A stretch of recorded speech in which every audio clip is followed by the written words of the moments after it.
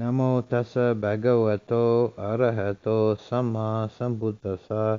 Namo tassa bhagavato arahato samma sambuddhassa. Namo tassa bhagavato arahato samma sambuddhassa. This week I'm going to go over the 10 Samyojanas and their relationship to the four stages of awakening. I think I've done that before, but not for a long time. This is a very important list of defilements that are specifically those that bind us to samsara. The name Samyojjana is translated as fetter, and the roots of the word is like being yoked. Yojana is a same root as yoke in English. So they're fetters or bindings that keep us in a state of conditionality. And they are 10, and they fall into groups according to what stage of the path they're broken. In fact, in practice, they can be used as diagnostics. It's traditional. If someone believes themselves to have attained stream entry, say, then a teacher would advise them to examine their mind for the first three fetters, not just once and not just in a shallow way, but again and again over time. Because these fetters are utterly eliminated at the stage of stream entry, these first three fetters. So they can serve as a diagnostic. It's quite common in practice that people have a false estimation. All that glitters is not gold, and it's possible to have profound experiences in meditation and think, well, this must be stream entry, and actually it may not be if the fetters are not eliminated. So we'll begin with those first three fetters, and they are in Pali Silabhata Paramasa, Vicikiccha, and Sakaya Ditti. The first one, Silabhata Paramasa, the translation is especially problematic. You know, I'm always complaining about the standard translations, and this one has been translated as rite and ritual clinging, and I think it's one of the most inept translations, because it's neither very literal nor is it anywhere close to the spirit of what's meant by the fetter of Silabhata Paramasa. Ajahn Sucitto at one time came up with an alternate translation that is also, it's not very literal, but I think it cuts close to the true meaning. He's calling it systems and structures fondling. The actual word Silabhata Paramasa, Paramasa means something like dependent upon or reliance upon. And Sila, probably most of you will know what that means. It's the ethics or precepts. Keeping the precepts is the formal aspect of Sila, which in general is ethics or good behavior. And Vata is actually Vata, but because of Pali orthography, in a compound, the V changes to a B, and Vata means duties. And it's something that comes up in the Vinaya texts, that the monks have certain duties to perform. So Sila and Vata together are like the do's and don'ts. Now, this then makes the translation and the understanding somewhat problematic because obviously sila and vata are important. Sila is the foundation of our practice, and we all have our vata, our duties to perform, which we should do. But what is meant here, the paramasa, is that the person has a superstitious or mechanistic view of following a formula. Reliance upon performing certain actions, refraining from certain actions will guarantee enlightenment, and becomes a superstitious or mechanistic view of the process. This is somewhat, I think, illuminated if we consider the historical context in the Buddha was speaking when the Vedic religion in its primitive form was still predominant in India. And if there's ever been a form of religion that is heavy on the rites and rituals, it was the Vedic religion, which was based around elaborate sacrificial rituals. And the belief was that if you were petitioning the gods for something like fertile cattle or rain or a healthy child, you would make a petition to the gods to perform the sacrifice. And if you performed the sacrifice perfectly, it wasn't as if the gods were granting you a favor, they were compelled. They automatically had to provide the requested item. So of course in practice many times it failed to materialize. Well, then the Brahmins would say we must have made a mistake in the formula, we must have dropped the syllable or had the wrong mudra at some point, so sorry about that. With this sort of belief system was the opposite of what the Buddha taught. And the way it works in Silabhata Paramasa, the way it works in our practice is a reliance in a kind of superstitious way in the form of the practice. And learning to hold form correctly is quite a skill. I think it's also a form of Silabhata Paramasa when some individuals take a kind of freewheeling, rebellious attitude that, I don't do any rituals, I don't bow, I don't chant, everything free form. That's also a form of Silabhata Paramasa, in a negative form.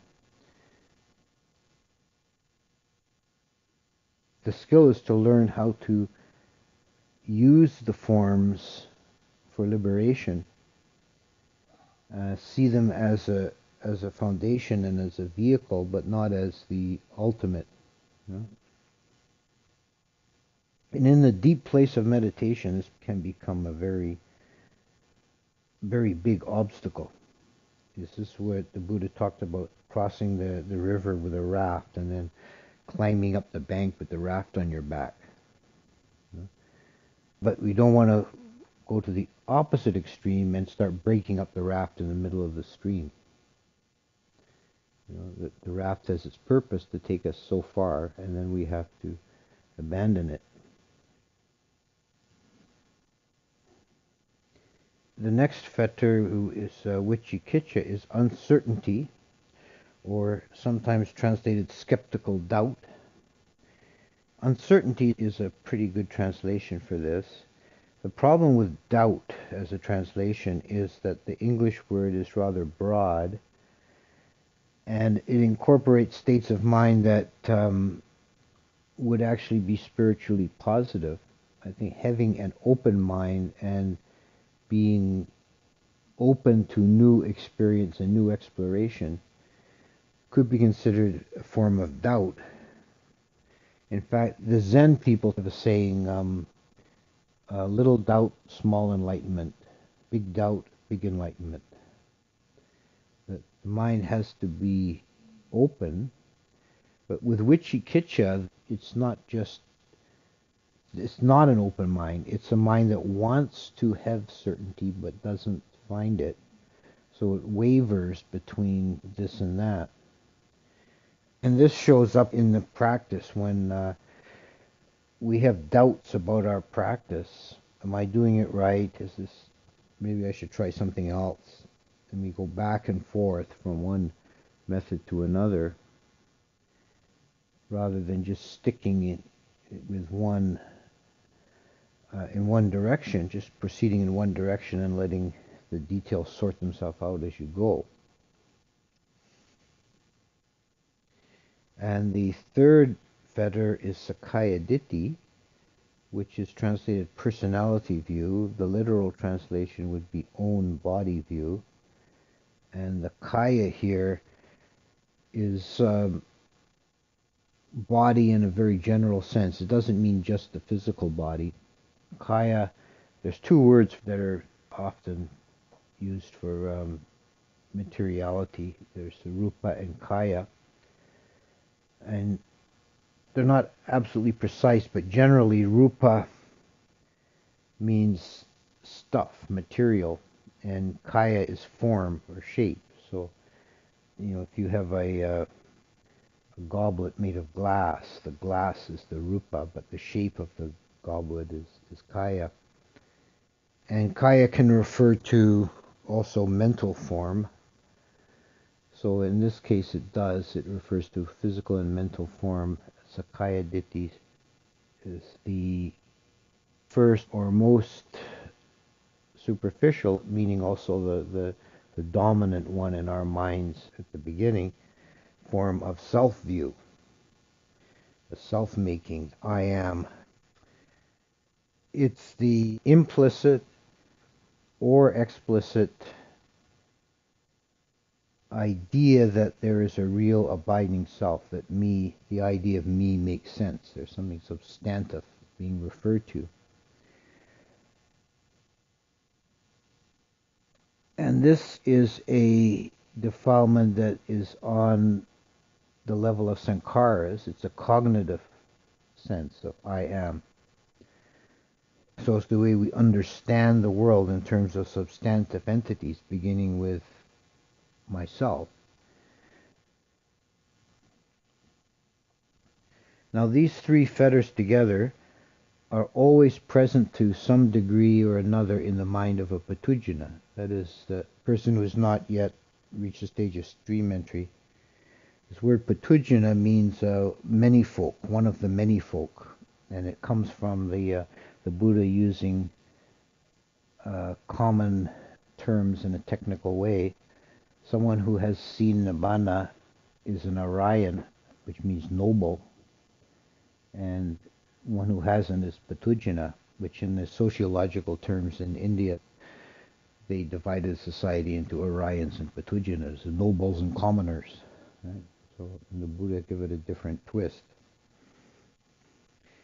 So these three fetters are always present to some degree in the mind of a Patujana, and it's initially an important task to begin to recognize and to attenuate these fetters, but they're only finally broken at the stage of stream entry, which essentially is a purification of view, because that person has glimpsed the unconditioned. It totally changes the view. The view is now purified. A stream winner is not subject to wrong view, which doesn't mean that they know everything or they're always right, but that they're not capable of falling into the wrong views of annihilationism or eternalism. Having glimpsed the unconditioned, the conditioned becomes understood in a new way by comparison. So these first three fetters then are eliminated, broken, completely eradicated at the stage of stream entry and not before. Then we have the two middle fetters, which are sensual desire, kama tanha, and ill will, vyapada, which obviously they're opposites. They're like complementary opposites. They're essentially similar in a way, but they face in different directions. One is the desire for pleasant sense objects, and the other is the aversion to unpleasant sense objects. So in both cases, the mind is dominated by the senses and the seeking of pleasure and the avoidance of pain.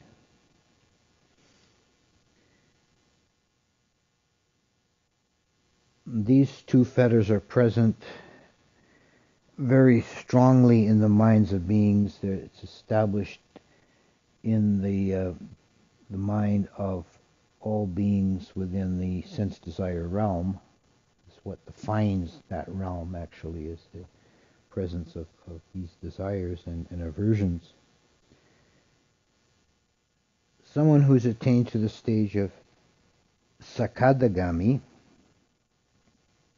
which is called a once returner, they have attenuated these two fetters, but not eliminated them. And one way I've heard this explained is that the sensual desire and ill will can still arise in the mind of a Sakadagami in a milder form, but it would never be strong enough to cause them to do something unskillful like breaking a precept. They could never be moved to do that.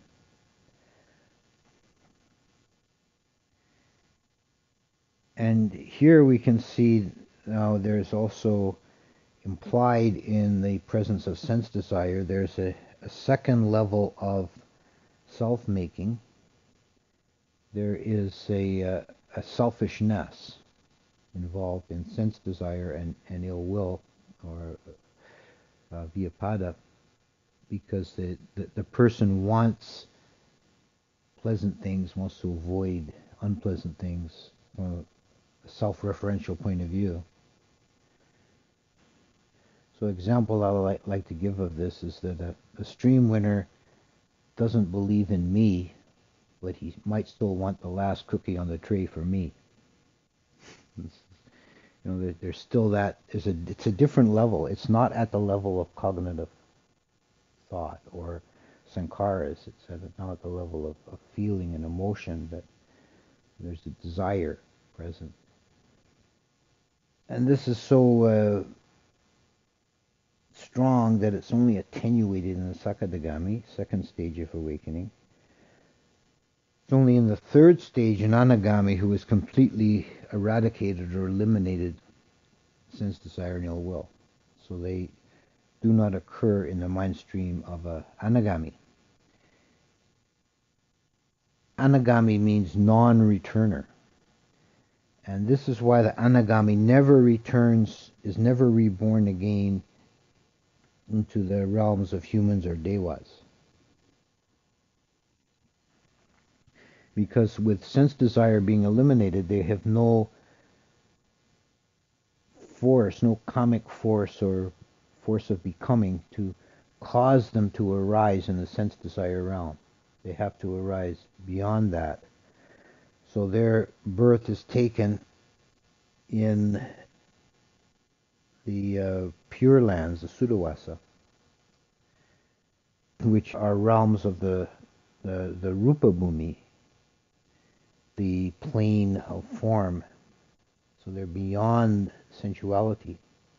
But the reason they take rebirth at all is that they still have not eliminated the fetter of desire for becoming. And this is the 5 higher fetters, they're generally called, but probably a deeper fetter would be a more correct way of thinking of it. These are the fetters that are present even in an Anagami and only eradicated by the Arahant. Two of them are variants of this bhavatanha, the desire for becoming, the desire for fine material becoming and the desire for immaterial becoming. that is, the desire to arise in the Rupa Bhumi or the Arupa Bhumi, the realms of form or the formless. And this is quite separate. This desire for becoming is quite different from sense desire. You could say that in a sense it's at the root of sense desire. It's deeper. So in the sense desire sphere, the normal default consciousness of humans, sense desire is predominant in the sense that it's noisier, it demands more attention, but also it's more superficial. It's shallower. It doesn't run as deep as bhava tanha. Bhava tanha is underneath. So even when sense desire is eradicated, it remains. And even short of eradication, it's possible to train the mind that sense desire becomes, if it's not eradicated, but it's quiescent, it's not bothering the person. And this is what happens with samatha meditation. And finally, jhana, there's no sense desire present in jhana. Your mind is in the rupa bhumi, but there's still the desire for becoming.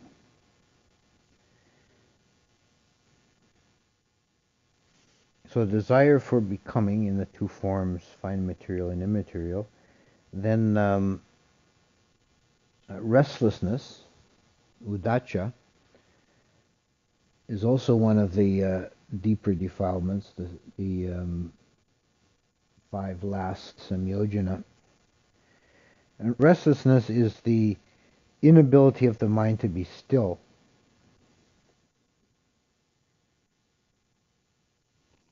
One thing is good to remind ourselves, because we tend to be too self-critical, we tend to be too hard on ourselves, to remind yourself that you're going to have some degree of restlessness until you become an arahant. Which doesn't mean, to be complacent about it, but to recognize that that's going to be a problem for a long time. And a general point here, in meditation, when restlessness arises, the antidote is to be extra still, to restrain oneself, which can be very difficult. Restlessness arises in the mind. It can be felt in the body as a kind of twitchiness, but it can also be felt in the mind as a inability to remain with the object of meditation. And it can become very strong and disturb the meditator to a point where he either gives up on the meditation altogether, or he convinces himself somehow there's some urgent task that needs to be done right now. I got to get up and do this or that and take care of it. And then once I've done that, I'll be able to settle my mind. And this is Mara's whisperings. You should say, I know you, Mara. Never mind. I don't have to do that now. I can just sit still. General rule to remember is you never defeat restlessness by giving into it. The idea that, if I just, I'll just go and take care of this thing, or I'll go for a long walk or whatever, and then I'll be able to get down to my meditation. That never works. You're just feeding restlessness, and you don't overcome it. The only way to overcome restlessness is very disciplined stillness. And then you push through restlessness to the other side. You've made it quiescent for the time being, and you're able to be at peace.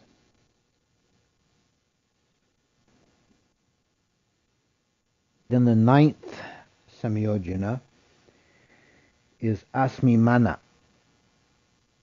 And this is the I am conceit. And it's perhaps confusing for people encountering this teaching to distinguish Sakaya Ditti from Asmimana. They're both forms. There's a personality view and the I am conceit. They're both forms of self-making, but on different levels. The personality view has been totally eradicated by the anagami, but he still has asmimana. The way to distinguish them is that Sakaya Ditti occurs on the level of formations.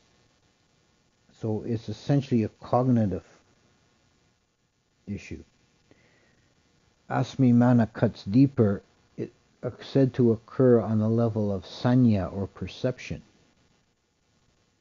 It's the way we perceive the world in terms of self and other. So you could say, in a sense, it's a lack of relativity. It's giving this point of view here a validity.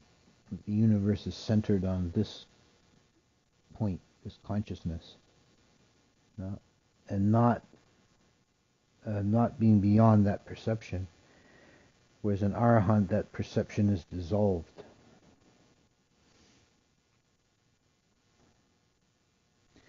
One way to see asmimana, I am conceit, in practice in our ordinary consciousness, the way it is said to unfold, is in three forms. There's the conceit that I am better than you. There's the conceit that I am lesser than you. And there's the conceit that I am equal to you. As long as you're holding one of these three positions, then you're engaging in asmimana.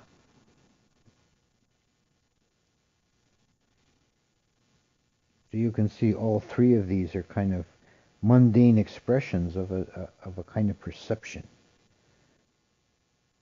of between beings as either being higher, lower, or equal. And all three are delusory.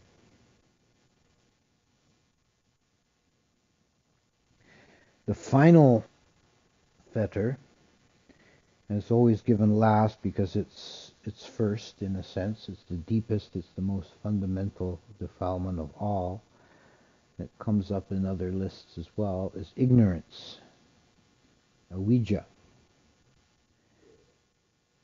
In Pali is the negative prefix, and vidya means knowledge.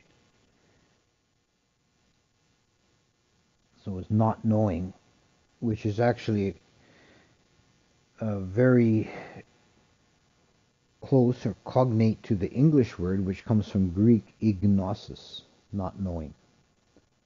So not knowing is the same in both languages. And it is the root of all trouble, the ultimate root of all trouble. It underlies everything. And we see this in the dependent origination, which usually begins, the explanation begins with ignorance. And because of ignorance, there arises karmic action. And then the whole rest of the mess follows after that. So this is like, stumbling around in the dark. We don't know what we're doing because we're ignorant. We don't see clearly, so we're stumbling around in the dark, knocking things over and banging into things, and just making a mess. This is a karmic action. And this is why an arahant makes no fresh karma.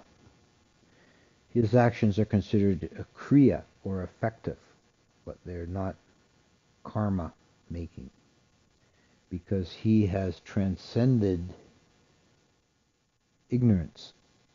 He's not ignorant, so he's acting with full knowing. He's turned on the light so he doesn't stumble and fall on things and knock things over.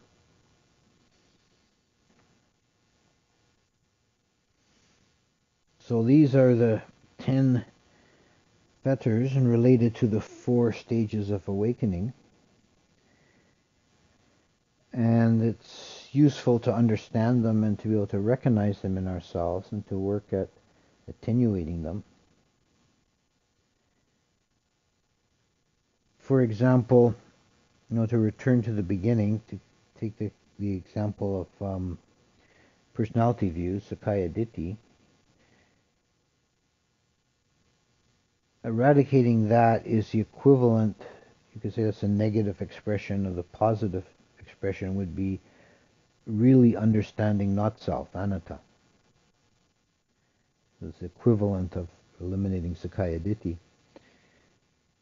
And as long as the mind is in the state of upatujana, it's not yet awakened to nibbana, then it's impossible to completely understand not self or anatta. That comes as a product of the penetration of nibbana. But we can approach it very closely. It's like a mathematical asymptote. You can get infinitely closer to zero without reaching it.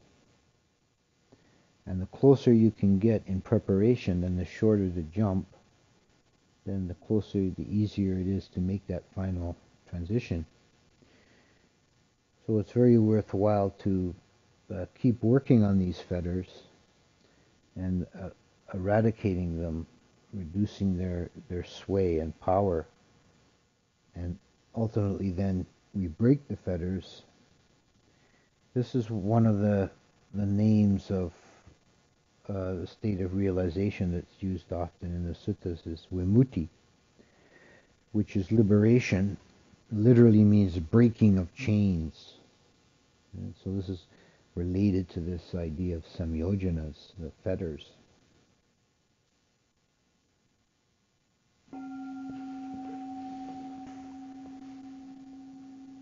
Anamayam Dhammakataya Sadhu Karam Dharamase